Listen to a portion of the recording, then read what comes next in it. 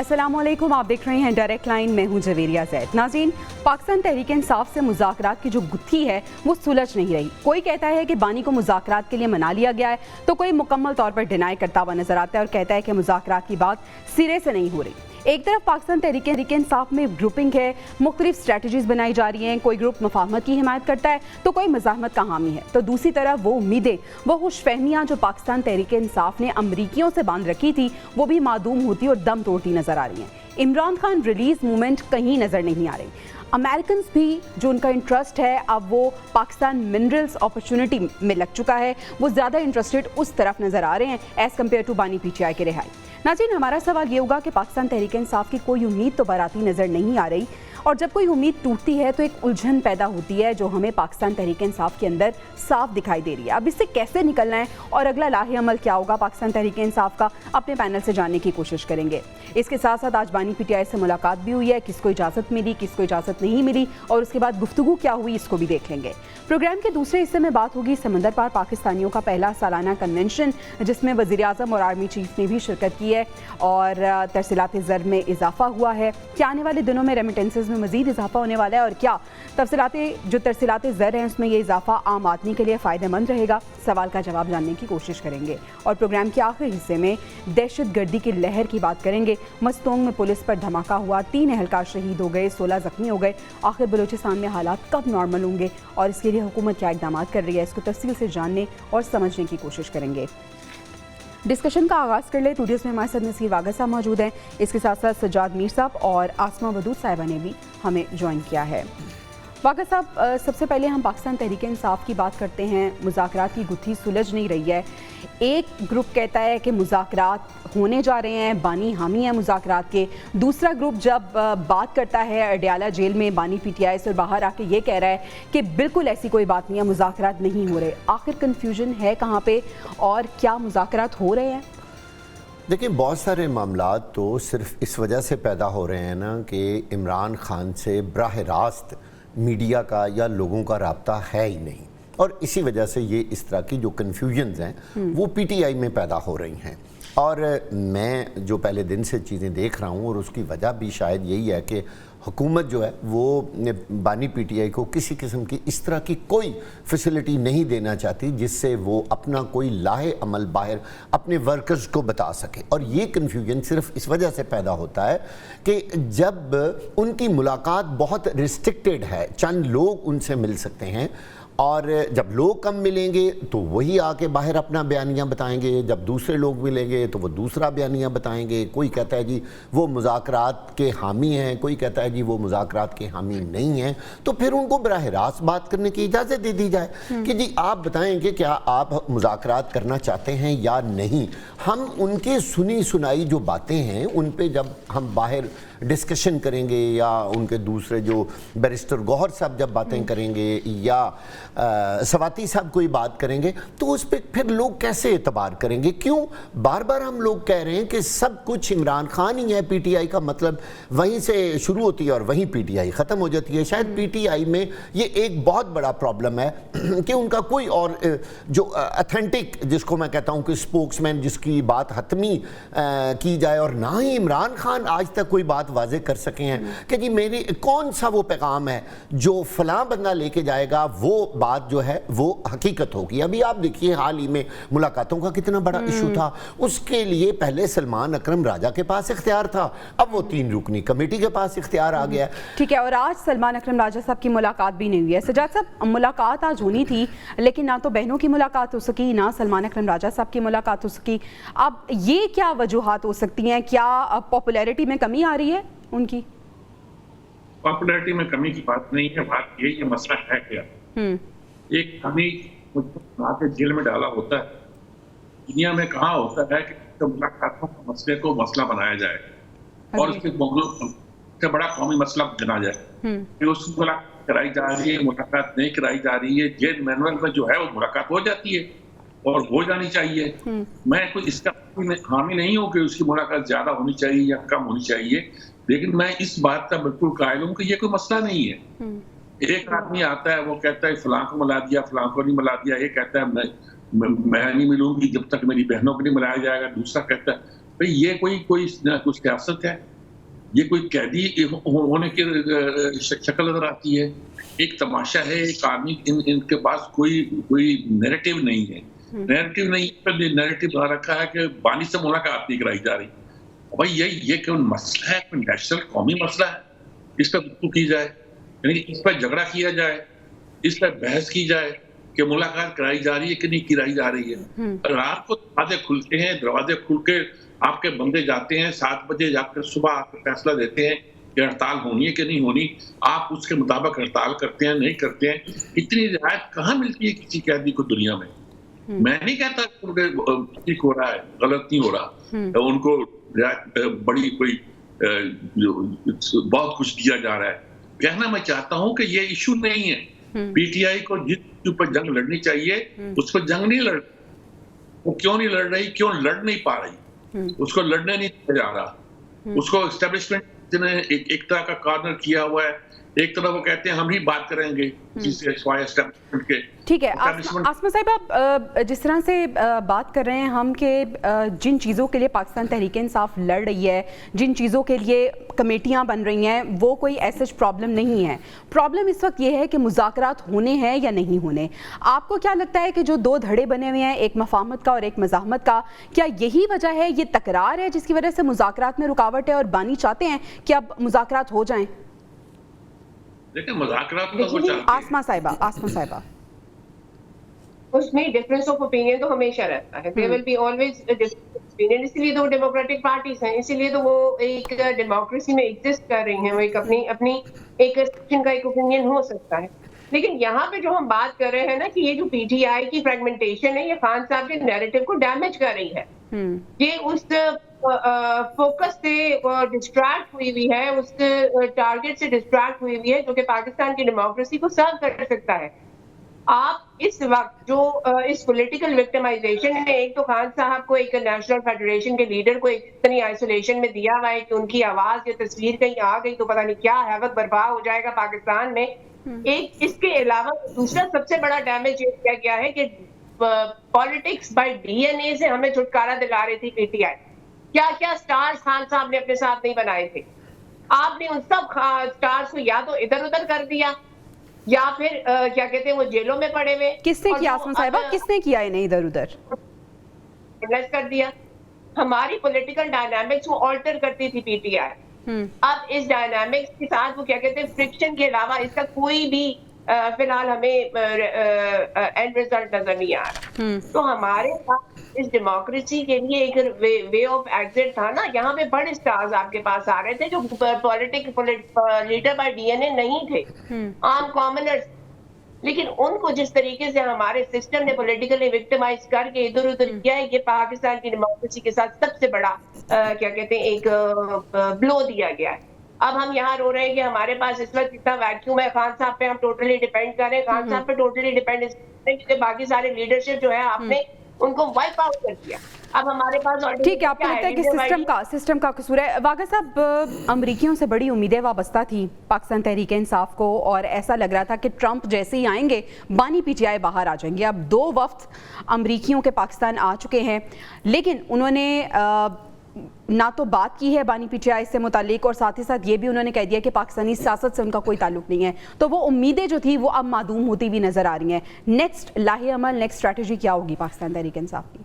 देखिए, एक बात तो ये है कि जो दोनों वफूद पाकिस्तान में आए हैं उनका मकसद ना तो पीटीआई को सपोर्ट करना था और ना ही बानी पीटीआई की रिहाई से उनका ताल्लुक था। आप देख लें, उनका पर्पज़ और था, वो लोग और थे। वो जिस वजह से पाकिस्तान आए तो जाहिर है उनसे कोई सवाल हुआ होगा कि जी आप बताइए कि आप पाकिस्तान की पॉलिटिक्स के साथ आपका क्या ताल्लुक है। तो उन्होंने ये कह दिया कि जनाब हमारा तो पाकिस्तान की सियासत से कोई ताल्लुक नहीं है। तो बात यह है कि ये जाहिर है पाकिस्तान का इंटरनल मामला है, हमें वाकई इसको इंटरनल मामले की हद तक ही रखना चाहिए। क्यों कोई बैरूनी ताकत जो है वो पाकिस्तान में इंटरफेयर करेगी और किसी को आज़ाद करा दे या किसी को जो है पाबंदे सलासल करा दे?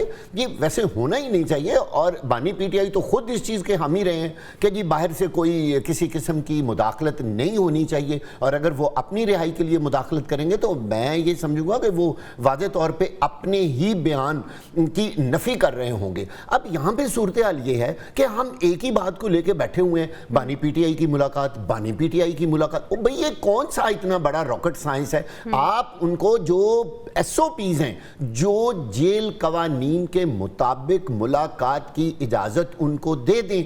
आप ख्वामखा उनको हमदर्दी का वोट दे रहे हैं। वो ये बयानियां बना रहे हैं कि हमारे लीडर को पाबंदे सलासिल किया हुआ है, छोटी सी कोठरी में बंद किया हुआ है और मुलाकात की इजाजत नहीं दे रहे। आज मसलन अलीमा खान गई हैं, उनको मुलाकात की इजाजत नहीं दी गई। देखिए, एक बात बड़ी क्लियर है, आप ब्लड रिलेशन की मुलाकात नहीं रोक सकते। पाकिस्तान के कवानीन में ऐसी कहीं इजाजत नहीं है कि आप उनकी बीवी, उनके बच्चों, उनकी बहनों, उनके माँ बाप को मुलाकात से रोकें। अदालत ने भी आज कह दिया है कि आप बानी पीटीआई के जो बच्चे हैं उनसे उनकी गुफ्तगू करवाएं। अब वो गुफ्तगू बराह रास्त भी हो सकती है, बदरिया टेलीफोन भी हो सकती है।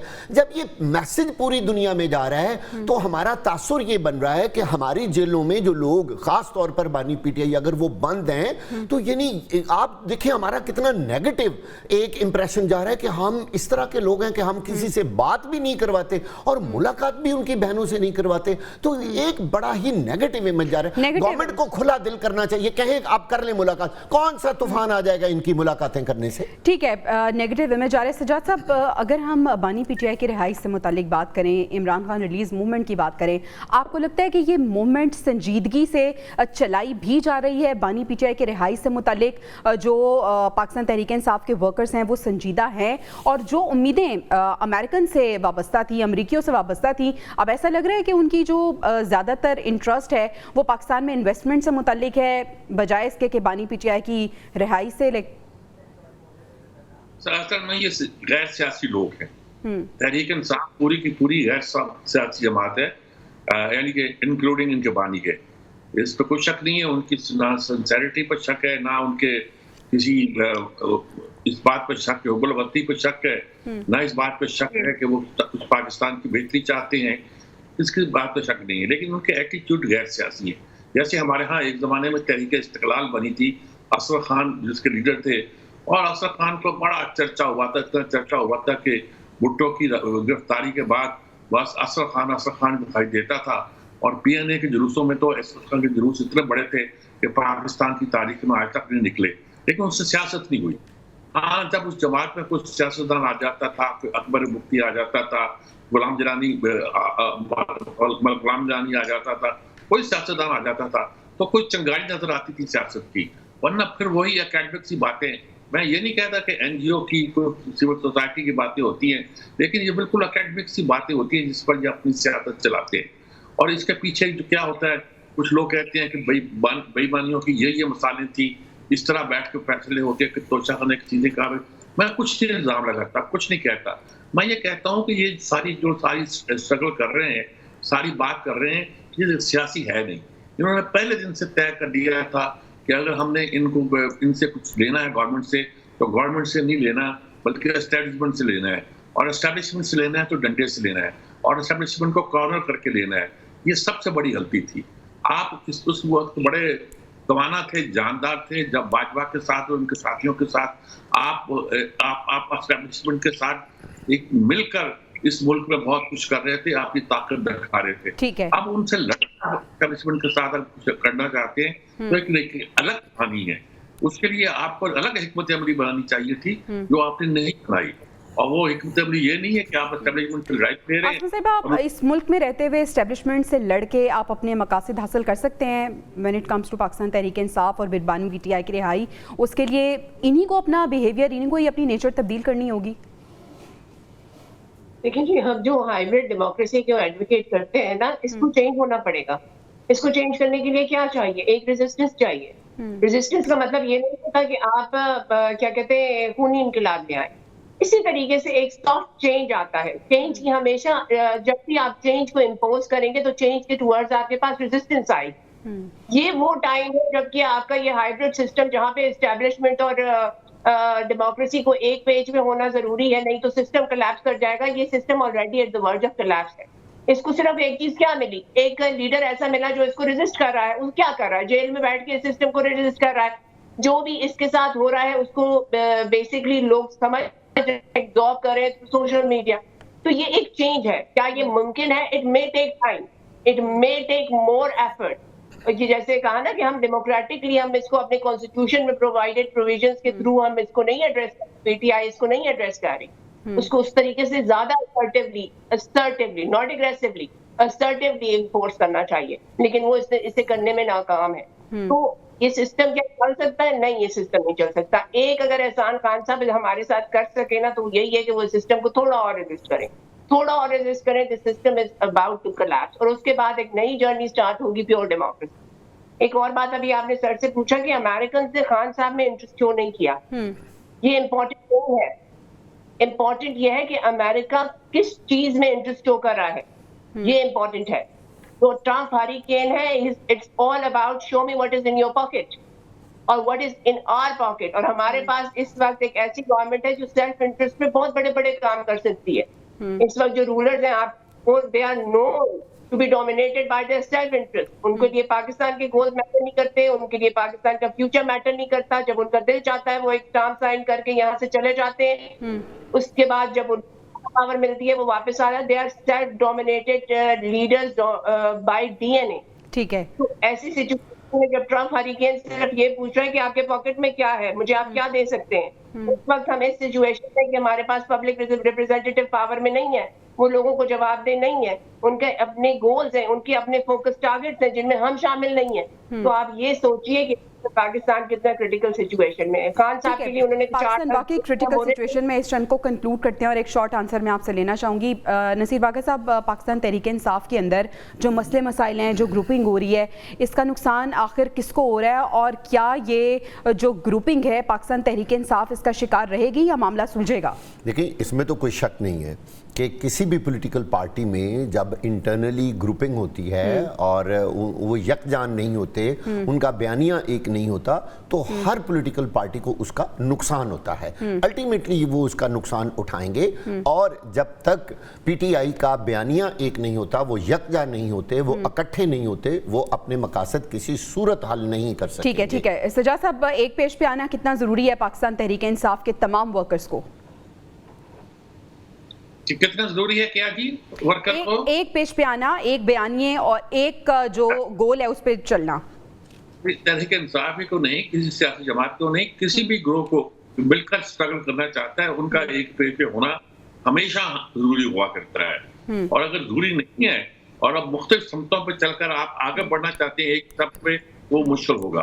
और अगर आपकी समझ यही है कि आपको पानी को बाहर निकालना है और काम आपके मुख्तलिफ समतों पे हो रहे होंगे, तो नतीजा कुछ नहीं निकलेगा। ठीक है, एक तो एक पेज पे नहीं है, दूसरा आसमा साहिबा जो आपस की तू तकरार है, तू मैमा हो रही है पार्टी में, इससे कितना नुकसान हो रहा है पार्टी को? देखिए जी, पीटीआई की पॉलिटिक्स है ना, वो it's between Khan and people. Fragmented PTI बिल्कुल नुकसान नहीं पहुंचा सकती खान की पॉलिटिक्स को। हाँ, अपनी एंटिटी को अपनी बहुत नुकसान पहुंचाएगी, उसको अपने इंटरनल मामला में रिजॉल्व करना चाहिए। ठीक है, बहुत शुक्रिया, आप लोगों का पॉइंट ऑफ व्यू आ गया है। नाजरीन, प्रोग्राम में अभी हमें ब्रेक पे जाना है, ब्रेक से वापस आएंगे तो हम बात करेंगे जो ओवरसीज़ पाकिस्तानीज़ को लेकर एक कन्वेंशन हो रही है जिसमें वज़ीर-ए-आज़म ने शिरकत की है, सिपा सलार भी मौजूद थे, उन्होंने खिताब भी किया है। कितना फ़ायदा होगा इससे, और जो रेमिटेंसेज हैं क्या आने वाले वक्तों में इसमें मज़ीद इजाफा होगा और क्या आम आदमी इससे मुस्तफ़ीद होगा, जानेंगे ब्रेक के बाद। Stay with us. Welcome back नाज़रीन। ओवरसीज़ पाकिस्तानियों का पहला सालाना कन्वेंशन है। वज़ीर-ए-आज़म शहबाज शरीफ और आर्मी चीफ इसमें मौजूद थे। वज़ीर-ए-आज़म साहब ने बहुत शुक्रिया अदा किया है ओवरसीज़ पाकिस्तानियों का। उन्होंने कहा कि आप पाकिस्तान के सफ़ीर हैं, हमारे सरों के ताज हैं। उन्होंने कहा कि जितने भी आपके पॉइंट्स थे, जो इशू हैं आपके, वो हमने नोट कर लिए हैं और पूरी कोशिश करेंगे कि हम वो उस इशूज़ को रिजॉल्व भी करें। वाक़ई साहब, वज़ीर-ए-आज़म ने जो एक बात की है, एक तो बड़ा शुक्रिया अदा किया ओवरसीज़ पाकिस्तानियों का, फिर उन्होंने कहा कि आपके जो इश्यूज़ हैं हमने इन्हें नोट कर लिए हैं, हम इनको इम्प्रूव करने की भी कोशिश करेंगे, अपने जो भी मामलात हैं, और इसके साथ साथ इन मसाइल को हल करने की भी कोशिश करेंगे। ये जो रिलीफ वज़ीर-ए-आज़म की जानिब से दिया जाएगा, अभी दिया तो नहीं है, जो दिया जाएगा कितना कारगर साबित होगा और कितना ज़रूरी है ये? देखिए, वैसे तो पाकिस्तान के लिए ये बहुत खुश आइंद बात है, और मेरा ख्याल है कि अगर हमने अपने ज़र मुबादला के ज़खायर में इजाफ़ा करना है तो हमारे ओवरसीज़ पाकिस्तानीज़ इसमें बहुत ज़्यादा किरदार अदा कर सकते हैं, और वो पाकिस्तान की खुशहाली और तरक्की में उनका किरदार पहले भी हमेशा से बहुत ज़्यादा रहा है। उन जो वज़ीर आज़म ने जो उनके लिए रिलीफ दिया है, मैं आपको वो भी बता देता हूँ।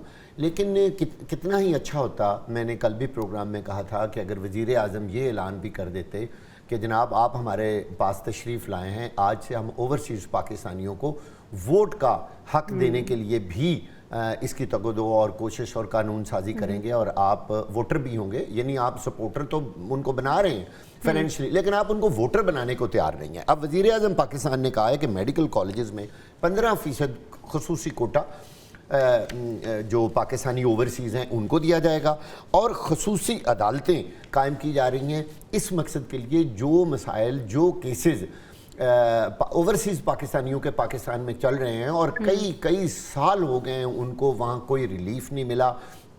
आप देखिए लोगों की अरबों रुपए की जायदादों पे दूसरे लोगों ने कब्जे किए हुए हैं, किसी के कोई पैसे मार के चला गया है, किसी का कोई, इस तरह के बहुत सारे मसाइल इस वक्त अदालतों में ज़ेर समाअत हैं। ये बहुत अच्छी बात है कि अगर वज़ीर आज़म वाकई जल्द अज जल्द ये अदालतें बना दें और सारे जो वो केसेस हैं वो उनमें शिफ्ट हो जाएं और उनको जल्दी इंसाफ मिल जाए। इसके अलावा उन्होंने पाकिस्तान की तमाम यूनिवर्सिटियों में, तमाम तालीमी इदारों में 5% कोटा भी मुख्तस कर दिया है। लेकिन अब देखना यह है कि इस पे अमल दरामद कब होता है। बिल्कुल ऐसी बातें तो बहुत अच्छी की गई हैं और बहुत जो हमारे ओवरसीज पाकिस्तानी थे उनको सरों का ताज भी कहा गया है और कहा गया है कि आपके मसाइल हल करेंगे।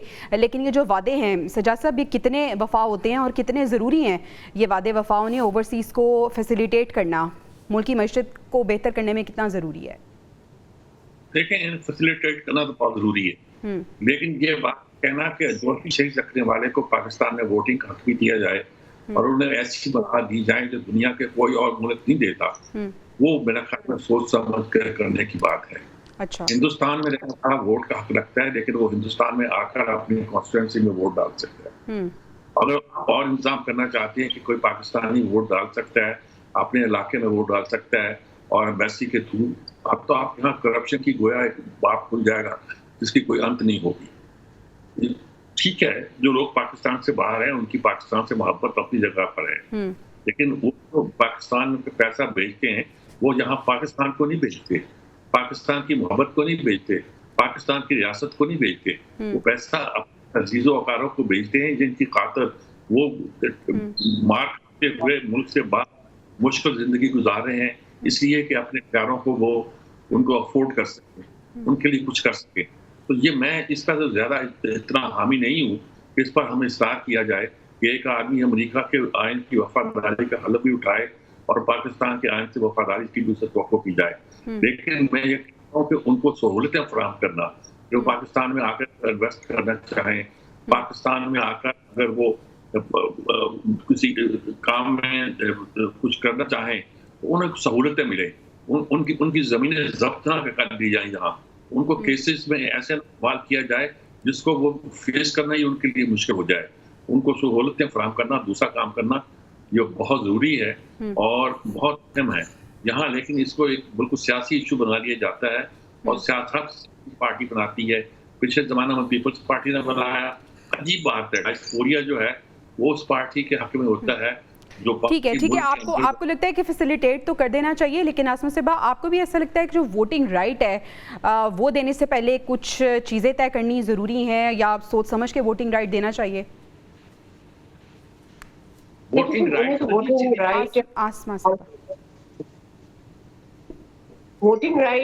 ओवरसीज पाकिस्तानियों को मिलना चाहिए। वो एक हमारी इकोनॉमी का, हमारी बेसिकली पाकिस्तान की पक्का का बहुत क्रिटिकल एस्पेक्ट है, कि क्रिटिकल सेक्शन है। बात ऐसा होता है, कुछ ऐसे हमारे पास हमारे इकोनॉमिक डाउन टाउन आते हैं जहाँ पे हम सोली उन्हीं पे डिपेंड कर रहे होते हैं, उन्हीं की तरफ देख रहे होते हैं। लेकिन जब डेमोक्रेसी में पार्ट प्ले करने का एक इंडिपेंडेंट वोटर का हम बात करते हैं ना, जो कि किसी तरीके से जो बहुत फ्री माइंडेड है, जो अपने ही डिसीजन पे वोट देगा, अपने ही मुताबिक वोट देगा, वो एक डिफरेंट सराउंडिंग में, एक डिफरेंट एटमॉस्फेयर में, एक डिफरेंट डेमोक्रेटिक एनवायरनमेंट में नरिश किया गया है, तो वहां पे हम चिकन फीट हो जाते हैं। और जो इनकी क्वांटिटी है, जो इनके नंबर्स हैं, वो पाकिस्तान की डेमोक्रेसी को टोटल टैकल कर सकते हैं। पर्टिकुलरली बहुत ज्यादा खतरनाक है हमारे लीडरशिप बाय डीएनए की, जो एक सेक्शन ऑफ हमारी डेमोक्रेसी डोमिनेट करता आया है ना, ये एस्टैब्लिशमेंट के साथ मिलकर पिछले 77 साल, उनके लिए बहुत ज्यादा डेंजरस है। तो उन्हें इस वजह से बहुत से ऐसे एस्पेक्ट्स हैं जिसकी वजह से उन्हें वोटिंग राइट नहीं मिलता, लेकिन उनका वोट देने का उनका राइट है और होना चाहिए। तो क्या एक और बात मैं यहाँ पे ऐड करना चाहूंगी कि हमारे पास अभी ब्रेन ड्रेन एक बहुत बड़ा मसला बना हुआ है, बहुत बड़ा। हमारे पास अपनी इकोनॉमी में इतनी पोटेंशियल नहीं है, हम ज्यादा एजुकेटेड लोग थ्रो इन कर रहे हैं इकोनॉमी में, वहाँ अपॉर्चुनिटी नहीं है। तो ये वो टाइम है जहाँ पे हमने अपनी इस ब्रेन ड्रेन को अपनी स्ट्रेंथ बनाना है ओवर।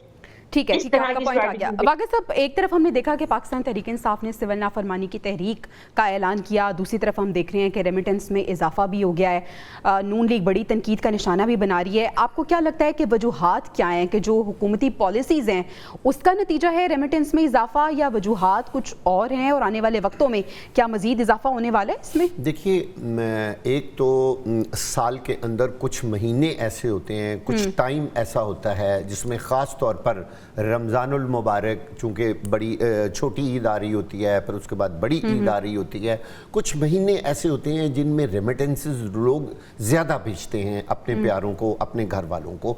उसकी वजह से रेमिटेंस का जो ग्राफ है वो ऊपर चला जाता है। अब असल इशू ये है कि ये रेमिटेंस, ये ज़र मुबादला के ज़खायर, ये सारा कुछ जो है इसका एक आम आदमी पर क्या असर पड़ रहा है। आप देखें, हम हर रोज़ सुनते हैं कि इंडेक्स जो है वो ऊपर चला गया है, नीचे चला गया है, शेयर मार्केट क्रैश कर गई है। क्या आज तक किसी ने ये सुना है कि आज जो हमारी शेयर्स की मार्केट है वो इतनी ऊपर चली गई है और साथ ही पेट्रोल की कीमत कम हो गई है, साथ ही आटे की कीमत, चावल, दाल, आम शख्स में थोड़ी सी खुशहाली आ जाए और वो अल्लाह का शुक्र अदा करे कि आज हमारी जो मार्केट है वो चूंकि ऊपर गई है और हम खुशहाल होना शुरू हो गए? नहीं, ऐसा आज तक नहीं आया। एक पैसे का कभी फर्क नहीं पड़ा। ये जो ऊपर के लोग शेयर होल्डर्स होते हैं, सारा दिन वो अरबों रुपए की खरीदो फरोख्त करते रहते हैं और टीवी चैनल्स पे, और हम सारा दिन ये खबरें दे रहे होते हैं कि जी हमारा जो इंडेक्स है वो ऊपर चला गया। भाई, आम शख्स को उसका क्या फर्क पड़ेगा? हम आम पाकिस्तानी की बात करेंगे तो फिर हम मानेंगे कि आपकी इन रेमिटेंसेस से लोगों की जिंदगी पे क्या फर्क पड़ रहा है। आप अपने खजाने भर के रखे, आम लोगों को तो आप उसमें से दे ही कुछ नहीं रहे। बताइए, कब बिजली की कीमत कम हुई, कब गैस की कीमत कम हुई? वेरी वैलिड क्वेश्चन सजा साहब। आम आदमी को क्या फायदा होगा रेमिटेंस में इजाफे का? क्या आम आदमी की मुश्किलात कम होंगी इस मुल्क में रहते हुए? देखिए, इस सवाल का जवाब तो एक बड़ी लंबी बहस के साथ दिया जा सकता है। कुछ मुआशी मसाइल हल करके उसके साथ जवाब दिया जा सकता है। बहुत सी चीजें जो स्टॉक एक्सचेंज में इनलिस्टेड है वो हमारी जिंदगियों से उनका ताल्लुक ही कोई नहीं है। तो वो फायदा तो ओवरऑल हमारे माशी इस्तेहकाम को फायदा पहुंचता है, तो उसका फायदा हम उठा लेते हैं। कौन सा तबका उठाता है, कौन सा नहीं उठाता, ये एक लंबी बहस बन जाती है। लेकिन जो बात करने वाली है वो ये है कि इन लोगों के पैसे भेजने से फायदा आम आदमी को नहीं पहुंचता, बल्कि उनके घर वालों को पहुंचता है। और स्टेट को फायदा ये पहुंचता है कि स्टेट के खजाने में कुछ पैसे आ जाते हैं, तो उस पैसे के आ जाने से उनका बैलेंस ऑफ पेमेंट ठीक हो जाता है। बैलेंस ऑफ पेमेंट ठीक होने का मतलब ये है कि अगर मेरे पास मुझे गैर मुल्कों से चीजें खरीदने करने के लिए कोई $40 बिलियन चाहिए और मैंने चीजें बेच नहीं पाया, अब एक्सपोर्ट नहीं कर पाया, तो कम से कम वो कंपनसेशन हो जाती है। इस लिहाज के अलावा और कुछ सोचना मेरा ख्याल है वो तो ज्यादा होती है। लेकिन ये है कि ये ठीक है, आपका पॉइंट आ गया सर कि इससे आम आदमी को कोई फायदा नहीं होता। नाज़रीन, ब्रेक पे जाना है, ब्रेक से वापस आएंगे तो हम कुछ दीगर इश्यूज पे बात करेंगे। Stay with us. Welcome back नाज़रीन। दहशतगर्दी की बात कर लेते हैं। बलूचिस्तान में मस्तोंग में पुलिस के ट्रक पर धमाका हुआ, जिसके नतीजे में बलूचिस्तान कॉन्स्टेबलरी के 3 एहलकार शहीद हो गए और इसके साथ साथ 16 ज़ख्मी हुए हैं। 2 की हालत तशवीशनाक बताई जा रही है। अफसोसनाक ये वाक़यात हम देखते हैं कि हर गुजरते दिन के साथ ये वाक़यात साथ साथ चलते जा रहे हैं। बाकी सब मसाइल का हल आखिर मुमकिन है, कौन निकालेगा इसको? इसके साथ साथ सवाल ये भी है कि ये ताकत का इस्तेमाल ज़रूरी हो गया है या जो सियासी हल है वही नागुज़ीर है? सबसे पहली बात तो ये है कि बलूचिस्तान के अंदर जितने स्टेक होल्डर्स हैं उनके साथ बैठ के जब तक बात नहीं की जाएगी, उनके मसाइल जब तक नहीं सुने जाएंगे, तब तक दहशतगर्दी की लहर पर काबू पाना बहुत मुश्किल है। लेकिन कुछ लोगों का ये कहना है कि हम वन वे ऑपरेशन करेंगे। ठीक है, जो लोग मुल्क दुश्मन हैं और बलूचिस्तान का अमन ख़राब कर रहे हैं उनको तो बज़ोर बाजू जवाब देना चाहिए और उनके ख़िलाफ़ ऑपरेशन भी बहुत ज़रूरी है। लेकिन वहाँ कुछ ऐसे तबके भी हैं जो ये चाहते हैं कि हमसे बैठ के बात की जाए। देखिए, ये पूरा सिस्टम फिर कंट्रोल में आ सकता है ना, हर शख्स दूसरे से वहाँ जुड़ा हुआ है। इस वक्त जो लोग अमन में बैठे हुए हैं ना, वो भी बदअमनी फैलाने वालों के साथ किसी न किसी तरह से लिंक्ड हैं। अगर उनके साथ बैठ के बात की जाए कि वो लोग जो बलूचिस्तान का अमन ख़राब कर रहे हैं, जो दहशतगर्दी की लहर में लाने में शामिल हैं, उनसे उनके ज़रिए भी बात हो सकती है। हमारे कानून नाफज करने वाले इदारे दरअसल मैंने देखा है कि वो मजबूर हैं इस वक्त, जितने हालात दहशतगर्द ख़राब कर रहे हैं। आप देखें, आए रोज़ बसों से लोगों को निकाल कर मारा जा रहा है। अभी हाल ही में कि ईरान में जो इतना बड़ा बुरा वाक़या हुआ है और जिसको अलहदगी पसंद तंजीमों के साथ जोड़ा जा रहा है, 7 लोग ईरान के सूबा सिस्तान में जिनको शहीद कर दिया गया है, पंजाब से जिनका ताल्लुक था, वर्कशॉप चला रहे थे। कितना अफसोसनाक वाक़या है ये। और इन हालात पे काबू पाना तभी मुमकिन होगा जब तमाम स्टेक होल्डर से बैठ के एक टेबल पर बात होगी और जिम्मेदार लोग बात करेंगे। तमाम स्टेक होल्डर्स का एक पेश पे आना और टेबल पे बैठना, मुज़ाकरात करना बहुत ज़्यादा ज़रूरी है। सजाद साहब, ये दहशतगर्दी की जो लहर है जिसने एक बार फिर से सर उठा लिया है, ये किस तरह से अब इसका हल मुमकिन है और जो हुकूमत है, कौन से ऐसे इकदाम हैं जो फौरी तौर पर लेने नागुज़ीर हो गए हैं? मैं इसे फौरन कोई बहुत ईजी मसला नहीं समझता। ऐसा कॉम्प्लिकेटेड मसला कई बार पैदा हुआ है। कई बार इन लोगों ने हथियार डाले और हमने तस्वीरें इनकी छापी हैं अपने लीडरों के साथ और दिखाया है कि सब कुछ हथियार डाल के बैठ गए हैं। ये भी हुआ है कि मरी का पूरा खानदान मवेशियों समेत हमारे जहाज़ों में बढ़कर, फौज के जहाज़ों में बढ़कर काबुल से वापस पाकिस्तान लाया गया है। और ये भी हुआ है कि जब हमारे एक बंदे को घेर दिया गया जलालाबाद में, और तो पाकिस्तान एम्बेसी ने फोन करके और ये कह के कि हमारा शहरी है, इसकी जान बचाई जाए, जान बचाई गई। और उस बंदे से पूछा गया तुम्हें कहाँ जाना है, उसने कहा दिल्ली इलाज के लिए। फिर दिल्ली से उसे पाकिस्तान आना पड़ा और मैंने उसका आखिरी दिन पाकिस्तान में देखे हैं कि किस हालत में शामिल गुजरती थी और कैसे कहाँ गुजरती थी। ये एक बहुत कॉम्प्लिकेटेड मसला है और इस मसले को आसानी के साथ निपटना जो है ना, कोई ये कह देना कि यूं कर दिया जाए तो समझ लिया जाएगा, ये इंटरनेशनल टेररिज्म है। बैनुल-अक़वामी एजेंसियां काम कर रही हैं। जहां आप ग्वादर की बंदरगाह बना रहे हैं और किसी को सूट नहीं कर रही, आपके जहां मिनरल्स निकल रहे हैं अब वो और आग लगी हुई है। इंडिया जो है उसने इसको बनाया हुआ है मकसद। तो इस लड़ाई को कई तरीकों से, कई सूरत से आपको लड़ना पड़ेगा। आपको सिर्फ इसको कोई दहशतगर्दी का मसला समझे खत्म नहीं करना पड़ेगा। ये कॉम्प्लिकेटेड मसला है। आसमा साहब, आप जो बलूचिस्तान की सूरत हाल है, अब यहाँ पे ताकत का इस्तेमाल होना चाहिए या सियासी हल निकालना बहुत ज़्यादा ज़रूरी है? स्टेक होल्डर्स के साथ साथ बलूची आवाम का एक पेश पे आना कितना ज़रूरी है? देखिए जी, ताकत का इस्तेमाल जहाँ पे अनअवॉइडेबल है वहाँ पे आप कर सकते हैं, लेकिन इसका सोल्यूशन जो है वो आपकी डिस्कशन और डिबेट से ही होगा, उन लोगों से कनेक्ट करके होगा। आपने वहाँ पे जो एक फ्लॉट डेमोक्रेसी का सिस्टम आपने लगाया हुआ ना, फ्लॉट, वहाँ पे आपने एक इजीली मैनिपुलेटेड किस्म का एक मैकेनिज्म है जिसमें आपके सरदारों को आपने एक considerable amount of power delegate की भी है और आपको डिलीवर बैक नहीं कर रहे हैं, उसको ऑल्टर करना पड़ेगा। प्योर डेमोक्रेसी लेके आनी पड़ेगी, वहाँ के यूथ से कनेक्ट करना पड़ेगा, वहाँ के लोगों से कनेक्ट करना पड़ेगा। ये बात तो सही है कि हमारे स्टैंडर्ड ऑफ लिविंग में और बलूचिस्तान में जमीन आसमान का फर्क है। इस चीज को ब्रिज करना पड़ेगा। उनकी जितनी भी कंसर्न, लेजिटिमेट कंसर्न है, उन्हें एड्रेस करना पड़ेगा। वो सिर्फ ताकत से तो नहीं सकती, उसके लिए एक होलसम एफेक्ट है, उससे बहुत सी चीजें इंटीग्रेट करनी पड़ेगी और प्रोएक्टिवली करना पड़ेगा। बहुत टाइम हो गया एक सूबा ब्लीड कर रहा है और सूबे के साथ हम ब्लीड कर रहे हैं, मगर अब इसको एक बहुत एक्टिवली टेकअप करके इसको एक होलसम एफर्ट में, जिसमें डिबेट भी हो, डिस्कशन भी हो, जिसमें अगर आपको कुछ रिजिड इक़दाम अख्तियार करने पड़ते हैं या फोर्स का इस्तेमाल करना पड़ता है, वो भी एज एंड व्हेन नीड हो आप करें, लेकिन आप लोगों से कनेक्ट करके उन्हें कन्विंस करें, उनकी बात सुनें। हमारे सिस्टम में जो सबसे बड़ा एक फ्लॉ ये आ गया ना, we are no more listeners. हम सुनना पसंद नहीं करते, हम अपनी एक ओपिनियन लेके उसे बैठ जाते हैं। हमें उनकी कंसर्न्स को सुनना, देखना है कि कहाँ है। वहां पे लेजिटिमेट कंसर्न्स भी हैं, लेजिटिमेट कंसर्न्स आप एड्रेस करेंगे, लोग आपकी तरफ वैसे ही इंक्लाइन हो जाएंगे। इस वक्त वहां पे बहुत बड़ा वैक्यूम है लीडरशिप का। ठीक है, बहुत बड़ा वैक्यूम है और हमें दहशतगर्दी की जंग से निपटने के लिए खुसूसी तवज्जो की ज़रूरत है। जब हम ये बात करते हैं कि जो दहशतगर्दी की जंग है उसमें हमें गैर मामूली हालात का सामना है, तो फिर जो इक़दामात हैं वो भी हमारे गैर मामूली होने चाहिए और इमीडिएट होने चाहिए। नाज़रीन, प्रोग्राम से इजाज़त दीजिए, इंशाल्लाह आपसे कल मुलाकात होगी। अल्लाह निगहबान।